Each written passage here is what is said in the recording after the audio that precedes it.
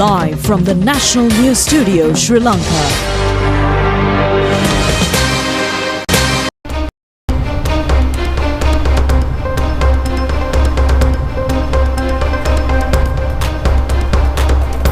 Hello, good evening. We are coming to you live from the National News Studio. Welcome to the news. I'm Clifford Richards. A very good evening, and I'm Kenza Fark. Let's take a look at your headlines for tonight.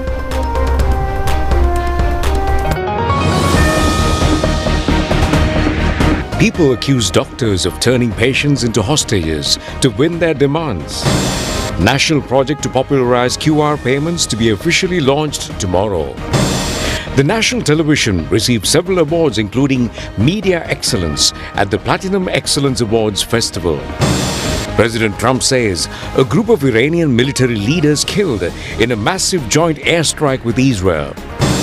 A series of programs at the Noor area ChannelEye Rupavahini on the fourth day. Kidney patients accorded the opportunity to undergo dialysis in their homes. Children of Bibile who fulfill their targets due to persistence and commitment.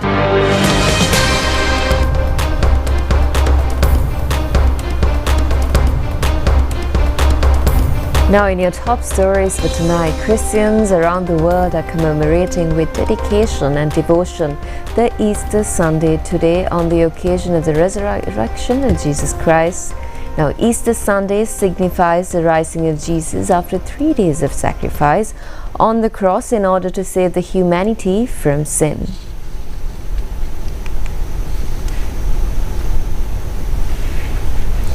Easter Sunday culminates 40 days of rituals conducted by Christians commemorating the suffering, death and rising from the death of Jesus Christ. According to the Bible, on a day like today, when Jesus was crucified on Calvary Mountain in Jerusalem, he appeared before his followers.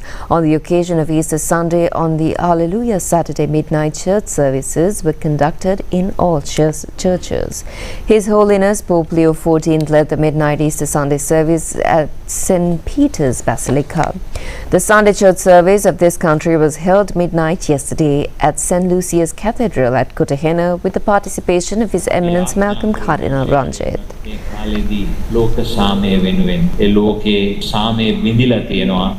Archbishop of Colombo, His Eminence Malcolm Cardinal Ranjit, urged everyone to pray especially for world peace during this time, noting that peace in the world has been shattered. He remarked that one individual's desire to rule the world has brought great pain to all of humanity.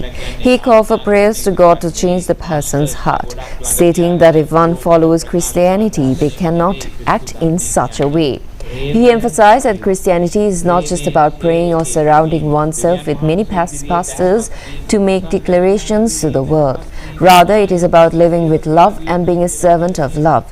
He further stated that it involves being humble before God and one neighbor, noting that while it is said a leader should be a servant, those ruling the world today are not serving but instead pursuing power.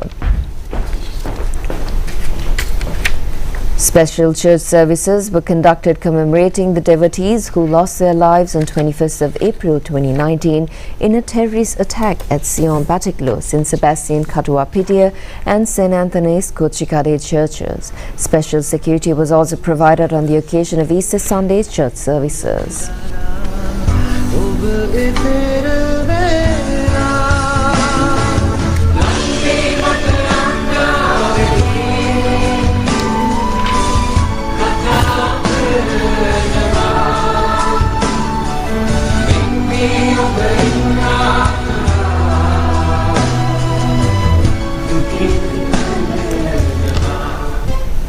In more related news, President Anukumar Dissanayake invites everyone to join hands in brotherhood to move forward as one Sri Lankan family, casting aside all differences. Issuing a message for Easter Sunday, the President stated that he extends his heartfelt greetings to all Sri Lankans and global Christian devotees celebrating Easter.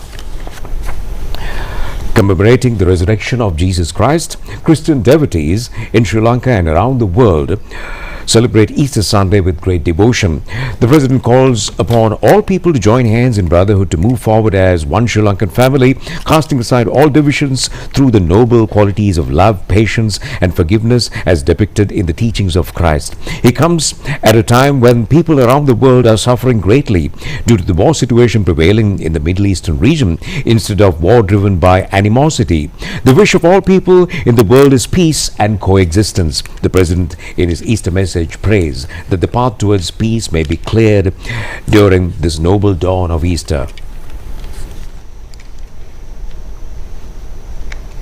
Prime Minister Dr. Harini Amarasuriya in a Easter message also requests everyone to join hands to build Sri Lanka as one human family filled with brotherhood and peace. Based on the message of love and peace mentioned by Jesus Christ, our hearts should be nourished with the noble qualities of love, patience and forgiveness. On this noble Easter festival, which commemorates Jesus Christ's victory over death and the resurrection celebrated with great devotion by Christian devotees, the Premier wishes everyone a blessed Easter filled with peace, happiness and divine blessings. Opposition leader Sajid Premadas also issued a message on the occasion of Easter. It states that it should be the collective responsibility to build a society based on trust and peace, uniting all races, religions and communities. The opposition leader points out in his message that the Easter festival is sacred and that reminds of hope, resurgence and also the new beginning as a society.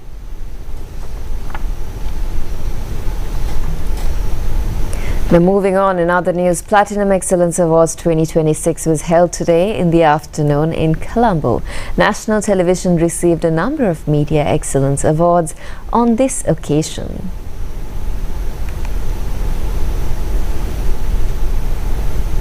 Platinum Excellence Awards 2026 was held this year for the third time. National Television received Media Excellence Awards for the contribution in common affairs in the Media Excellence category. For outstanding contribution to public service media. And the award goes to Sri Lanka Rupavahini Corporation. ජාතික නාලිකාව ජාතික වගකීමක් දරනවා. ඒ වෙනුවෙන් ඒ පොදු කටයුතු සංවිධානය වෙනුවෙන් ජාතික රූපවාහිනිය සෑම විටම පියවර ගන්නවා සහ නායකත්වය ගන්නවා. ඒ වෙනුවෙනුයි මේ සුවිශේෂී සම්මානය මාධ්‍ය නාලිකාවක් ලෙස පොදු කටයුතු වෙනුවෙන් දරන නායකත්වය සහ ඒ දායකත්වය වෙනුවෙන්. Congratulations to Sri Lanka Rupavahini Corporation. Come on, ladies and gentlemen, can we have an... Dushanta Darshan of the National Television received twin awards for media excellence in news presentation and for the production of distinguished documentary programs. Dushanta Darshan සම්මානයෙන් පිදුම් ලබන වගයි excellence in news presenting and broadcast journalism. Congratulations, Dushanta Darshana, Sri Lanka Rupavahini.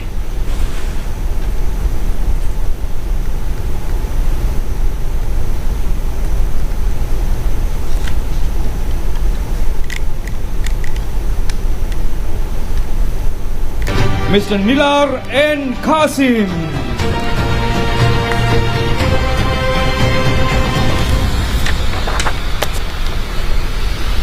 Congratulations. Many congratulations to our media colleagues. Our correspondents say that the patients are continuously undergoing severe difficulties, and that's due to the strike action of the Government Medical Officers Association. Well, the general public reiterates that the trade union action of the doctors is extremely unreasonable. Well, the GMOA has commenced a token strike on the 2nd of this month based on several demands regarding post-medical internship appointments. The association has resumed work stoppage this morning for a 24-hour period starting from 8 a.m. to 8 a.m. tomorrow. As a result, patients who are arriving at the hospitals for treatment are being subjected to tremendous inconvenience.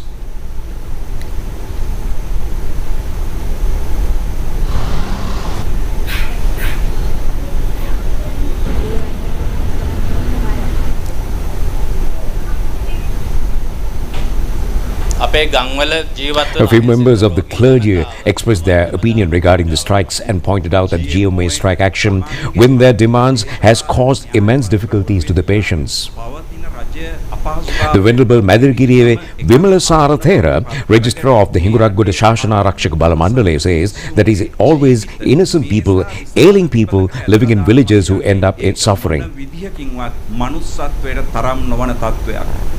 Venerable Diekhaduwe Somananda Thera says that the GMOA has made it their sole objective to embarrass the current government by keeping narrow political agendas in mind. Well, doctors at the Hinguraggoda Base Hospital have taken measures to continuously extend their treatment despite the strike action imposed by the GMOA. Minister Dr. Nalinda Jayatissa has expressed opinion today as well to the media regarding the strike. The minister said that several strikes launched, however, as of yesterday, out of 453 post-intern doctors, 435 have applied to join the government service. This means that 96% of that group had submitted applications to enter the state service.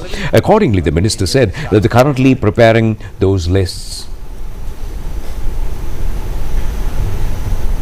Now, in other news, marking a new milestone in the country's digital economy, the national project to popularize QR payments is scheduled to be officially launched tomorrow under the patronage of President Anurukumara Dissanayake.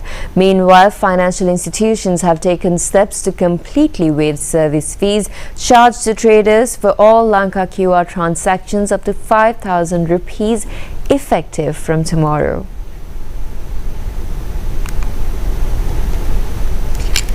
The primary objective of this project is to drive Sri Lanka toward a cash-light economy. Currently, Sri Lanka possesses a very strong digital financial infrastructure, with 89% of the adult population having access to banking facilities. Furthermore, the CEFS system, which facilitates 68 million transactions valued at 6.3 trillion rupees per quarter, is actively functioning alongside the Lanka QR system, which is supported by over 20 financial institutions and accepted at 450,000 trade outlets. However, 1.48 trillion rupees in banknotes still circulate within the economy, and as of the third quarter of 2025, the Lanka QR system accounted for only a very small volume of transactions, totaling approximately 395,000 rupees per month. To bridge this gap, several special strategies will be implemented under the project starting tomorrow. As part of this, a special lucky draw will be held for both consumers and traders, offering opportunities to win valuable prizes up to 1 million rupees for first, second and third place winners on a weekly and monthly basis. A national level promotional campaign in Sinhala, Tamil and English is also set to begin tomorrow. The project aims to make every citizen of the country a stakeholder in the digital economy. The 55th April Heroes Commemoration programs organized by the Janatha Vimukti Peramuna in remembrance of the People's Uprising on the 5th of April 1971 were held at several places today, and they were held with the participation of the people's representatives of the Janatha Vimukti Peramuna.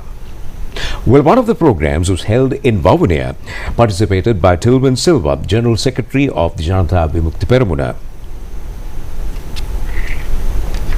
General Secretary of Janatha Vimukti Peramuna, Tilman Silva, stated that they have proven their ability to create a country where people can live without racism. He noted that no one in the country is inciting racism and it is no longer a problem for anyone. Silva observed that trust and brotherhood are growing among the people, pointing out that to the gathering, he cited it as an evidence of the growing brotherhood where Sinhalese, Tamils and Muslims joined together for one commemoration. Minister K.D. Lakantha led the commemorative function held in Badulla.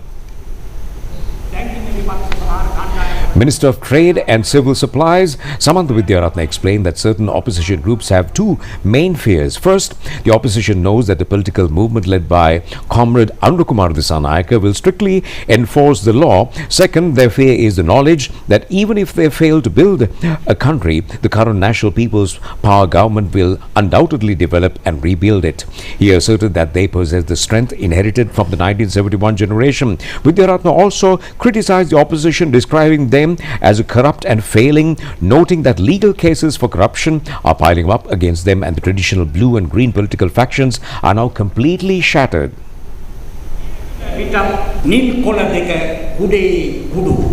Minister of Agriculture, Lands, Livestock and Irrigation K.D. Lalkantha remarked that while some claim they are incapable and lack experience in governance, they have managed the oil crisis beautifully, performing better than many other countries under their administration. Another function organized in Mathura led by Minister Vijitha Herath. The minister reassured the public not to worry as 9 more ships carrying diesel, petrol and crude oil are scheduled to arrive in the island, and also he stated there would be no fuel shortage in April and May, and he mentioned that after discussion with Russia, the government agreed to supply the necessary oil, fertilizer and coal. He also shared that the Chinese ambassador met with him and the president yesterday in the morning with good news, informing them that a ship with diesel and petrol will arrive from China by April 18th to 20th as assistance. diesel petrol නැවක් චීනෙන් අපිට උදව්වට එනවා කියලා එතුමා අපිට පණිවිඩය දුන්නා. Now taking a look at developing news around the world, US President Donald Trump states that a group of Iranian military leaders have been killed in a massive joint airstrike carried out with Israel targeting Iran's capital, Tehran. The attack occurred just hours after President Trump issued a warning that the time limit granted to Iran to open the Strait of Hormuz would expire tomorrow.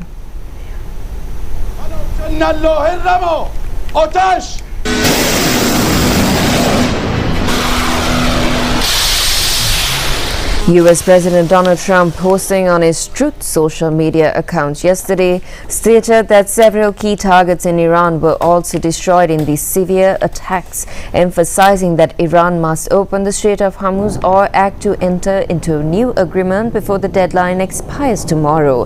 Now, President Trump stressed that otherwise Iran will have to face serious consequences. President Trump recalls that only 48 hours remain of the 10-day period granted by the US to Iran to reach an agreement or open the Strait of Hormuz.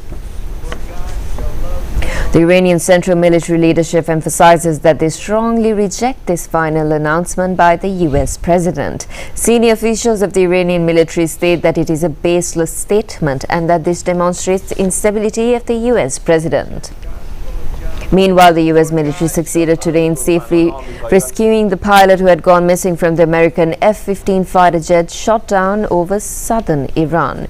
President Donald Trump says that following this accident last Friday, his military launched a unique mission in secret history to find the relevant pilot. Iran had also announced a reward for anyone who found the enemy pilot. President Trump, posting on social media, stated that the rescued officer is currently in full safety. It is reported that 2 crew members were on board the relevant fighter jet at the time of the accident and they had ejected before the plane crashed. Foreign media reports mentioned that there was intense competition between Iran and America to find the second officer after one was previously found by American authorities. Sources involved in the mission mentioned that the pilot was rescued following an extremely difficult operation in the southern Iranian Sea. The Israeli security forces officially state that over 120 strikes were carried out within last 24 hours, targeting Iran's air defense systems and missile centers with the aim of ensuring regional security. The statement mentions that several vital nerve centers belonging to the Iranian regime, including ballistic missile systems and drone storage sites belonging to the Iranian Revolutionary Guard Corps, centered in central and western Iran, were the primary targets. It is also reported that over 30 Iranian universities have been hit by joint US-Israeli airstrikes during the conflicts held in the Middle East region so far. Meanwhile, the Hezbollah organization says it launched an attack on an Israeli warship that was traveling in the waters off the Lebanese coast. As pointed out by the organization, the attack was carried out using a naval cruise missile against a ship which was preparing to launch attacks targeting Lebanese territory. The Hezbollah side further mentions that the operation against the Israeli warship, which was positioned 68 nautical miles from the Lebanese coast, was executed after several hours of observation. However, the Israeli security forces have not yet made any statement regarding this naval attack. Now in other news, the picturesque hills of Norelia are coming alive with the vibrant celebrations of Springfest 2026. This annual festival continues to draw crowds eager to experience the natural beauty and unique agricultural charm of Sri Lanka's hill country. Today, we take you on a short journey just outside the city of one of the region's most beloved destinations. Located just 15 kilometers from the bustling Norelia town, the Ambevilla area offers a serene escape with its rolling green pastures and refreshing climate. The Ambevilla farm remains a highlight for visitors, where they can witness expansive landscapes dotted with cattle and modern wind turbines. Beyond the scenic views, the region is a hub for high-quality produce, featuring thriving strawberry plantations and various vegetable farms that provide an educational experience for all ages. As part of the Springfest celebrations, travelers are encouraged to explore these lush surroundings and immerse themselves in the tranquil atmosphere that defines the island paradise.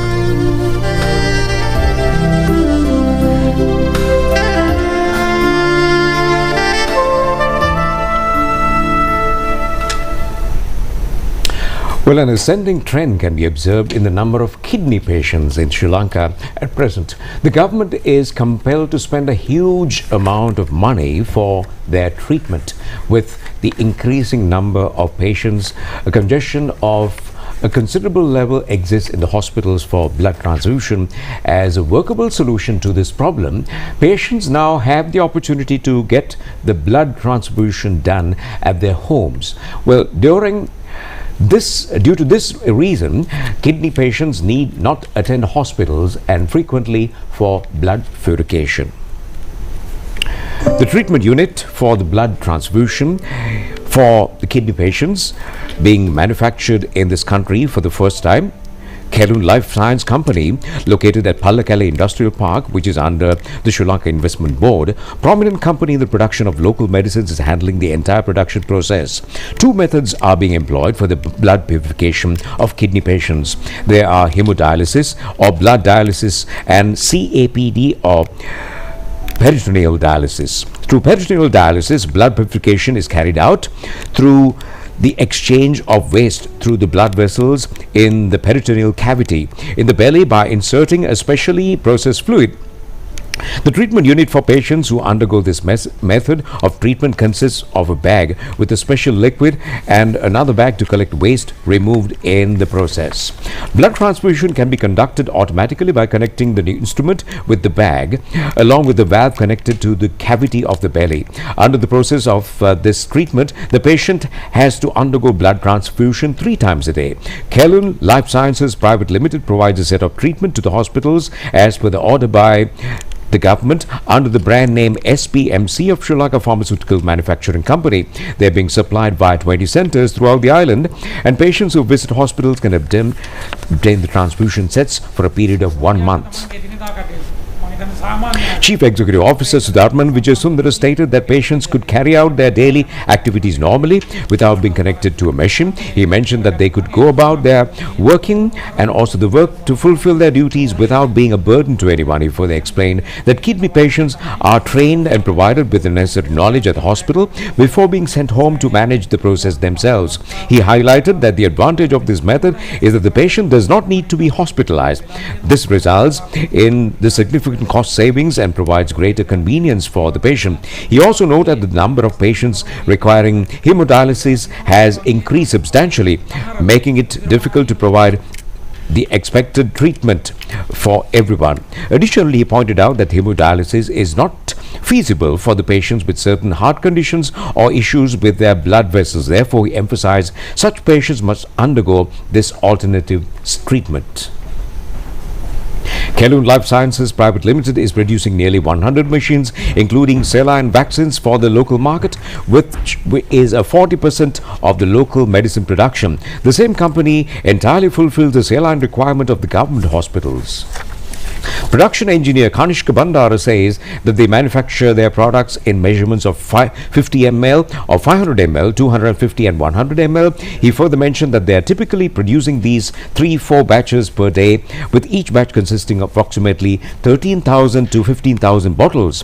Manager of the company, Gimal Vatrantan, stated that they possess the capacity to increase supplies between 2 to 3 million in the future. He noted that these bags were previously imported to Sri Lanka from abroad, which resulted in a significant amount of foreign exchange leaving the country. He added that these funds would now remain in Sri Lanka and that exporting these medicines would further enable the country to save substantial foreign exchange. He further explained that nearly 100 types of medicines in various packaging to government hospitals. He emphasized that Kelun Life Sciences and its sister company Silogen Lanka are the only two institutions in Sri Lanka with the European quality certification, allowing them to export medicines to the European market.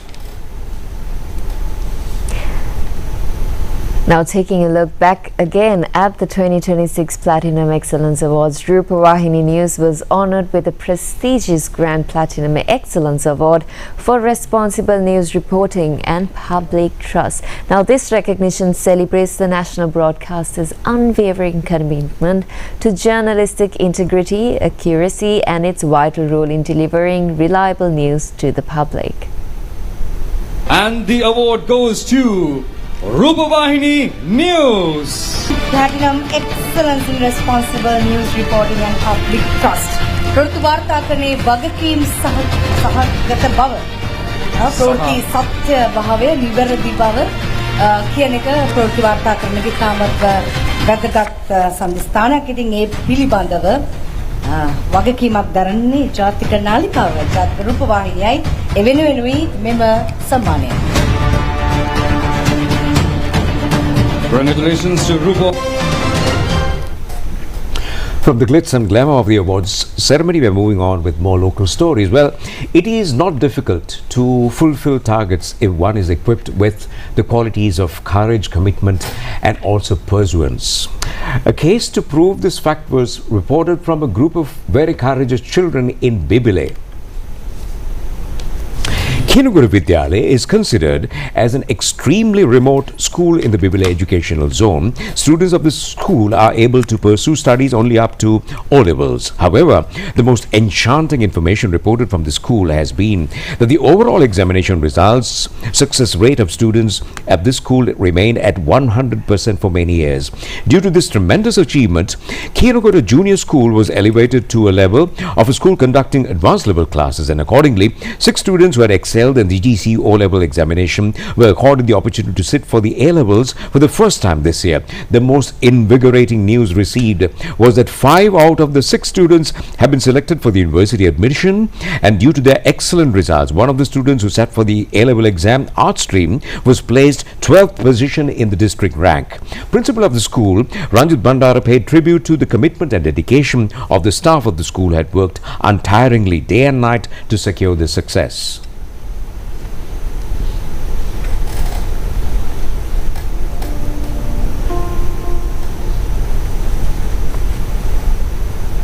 World Health Day 2026 is scheduled to be held at the World Health Organization's Southeast Asia Regional Office in New Delhi, India. Dr. Nalindra Jayatissa, the Minister of Health and Media, will attend the event as the chief guest.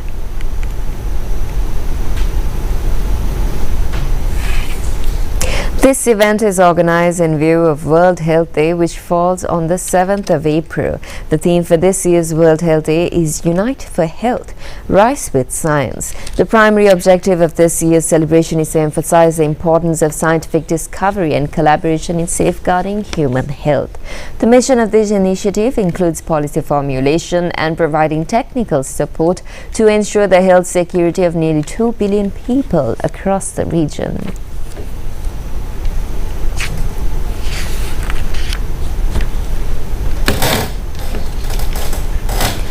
Now, in some sad news, funeral of the 2 students who died in an accident while on the way to participate in official duties of the big match to be held between St. Sylvester's and Vidyartha colleges of Kandy was performed yesterday with the participation of a huge crowd.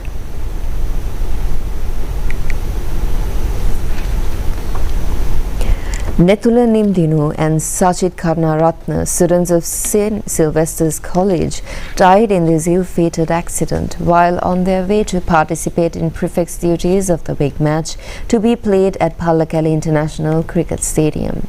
One of the students was a resident of Bokkawala area, the other was from Duragamuwad area in Kandy.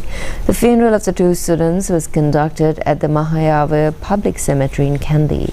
The principal, staff of the college, old boys, the other students of the school and a large number of others attended the funeral.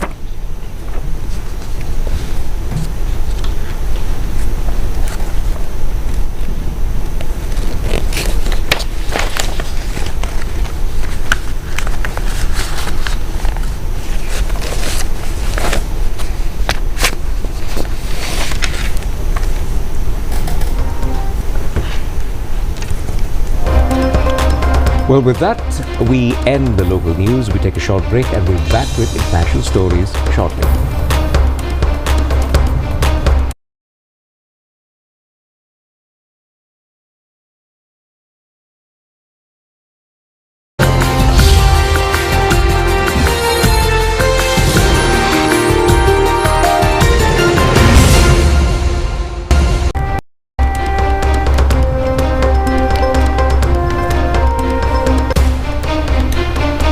Now in your international news for tonight, 5 people have been killed in a drone strike launched by Russia targeting a marketplace in the city of Nikopol in southern Ukraine. Now the Ukrainian Prosecutor General's office states that a war crimes investigation has been launched regarding the incident.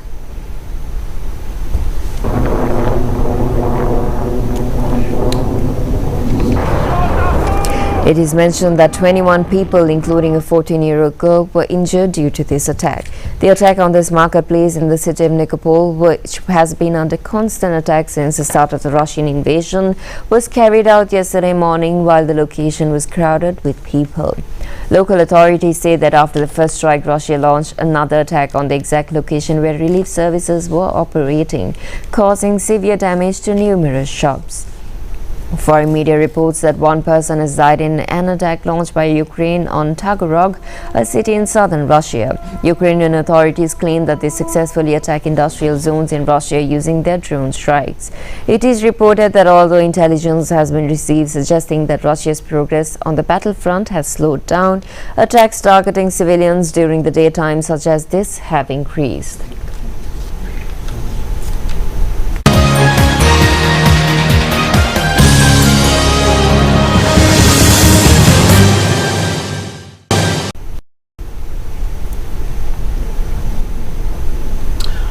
Welcome back, and we are moving on to the world of sport. Well, Trinity College, Kandy, wins the President's Cup Inter-School Knockout Rugby Tournament Championship, and in a special feature, they have been able to win this championship after a spell that's since from 2011. Well, the finals were played yesterday at the Sukudasa Stadium in Colombo, and Trinity and Royal College Colombo were qualified for their finals. At the end of the first half of the match, Trinity College team led 27-12. In the second half, they added another 31 points, while Royal team were able to score only 14. Accordingly, Trinity won the match 58 points to 26. They scored their points 4 goals and 6 tries.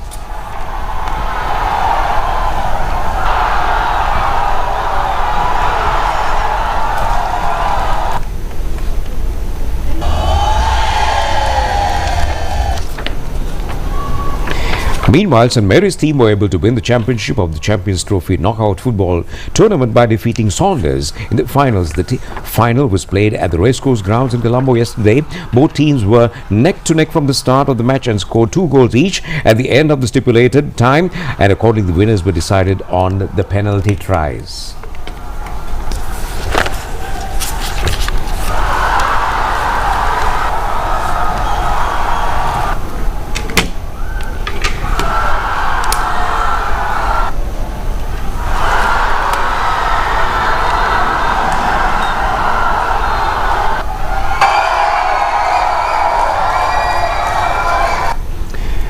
And on that celebratory note, it's time to end the news.